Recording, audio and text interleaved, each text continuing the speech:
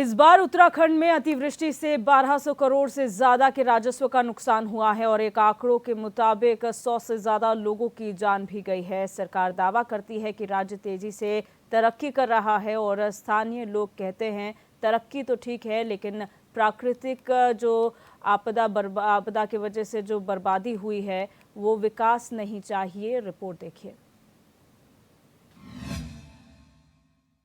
जरा सा प्लांट अगर राज्य ले लिया वो एसटीपी प्लांट नहीं रोक सकते। इसकी वजह से सारा ये नखरौदा का एक बड़ा हिस्सा जिसको पिंडर वैली, गली नंबर, कई गलियां हैं, ये सब खत्म है। राजधानी देहरादून के डोईवाला में पहले भी सीवेज ट्रीटमेंट प्लांट का विरोध हो रहा था और आज एक तरफ निर्माण कार्य जारी है तो दूसरी तरफ स्थानीय लोगों का धरना प्रदर्शन। सरकार से मांग की जा रही है कि सीवेज ट्रीटमेंट प्लांट का काम अभी भी रोक दिया जाए। इस प्लांट की वजह से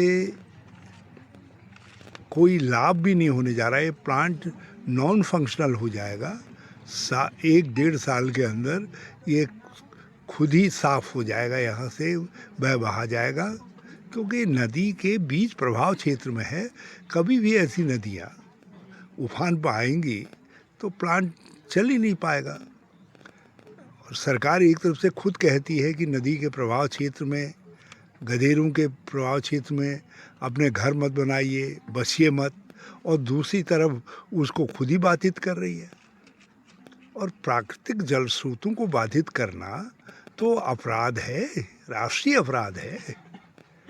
पता नहीं सरकार में, सचिवालय में बैठे हुए लोग इतनी मोटी सी बात क्यों नहीं समझ पा रहे हैं। मैं तो माननीय मुख्यमंत्री जी से अब 2 बार दरखास्त कर चुका हूँ, तीसरी बार अर्जी फिर लगा दी है बात करने की।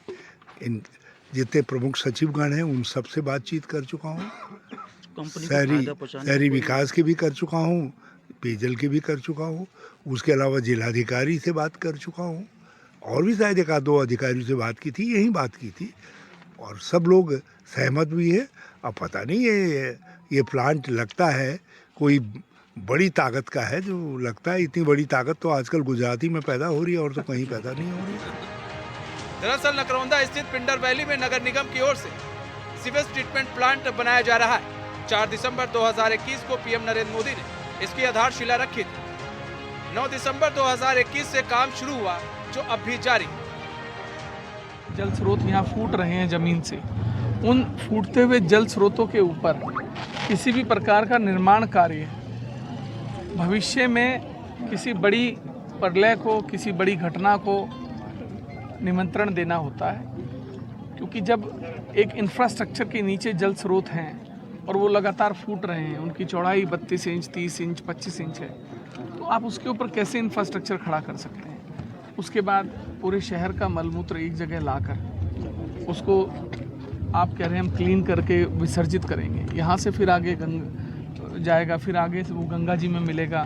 तो मेरा ये मानना है कि इस तरीके की योजनाओं को करने से पहले सरकारों को सोचना चाहिए। और दूसरी बात, अब क्षेत्र के लोगों ने बुलाया था तो हमने कहा है कि भाई अगर एक बड़ा आंदोलन कोई महापंचायत या बड़ा आंदोलन सरकार करना, ये लोग करना चाहें तो हम सरकार के खिलाफ करने के लिए तैयार हैं और इनके साथ कंधे से कंधा मिलाकर खड़े हैं। जहां इनको जरूरत होगी हम इनके साथ हैं।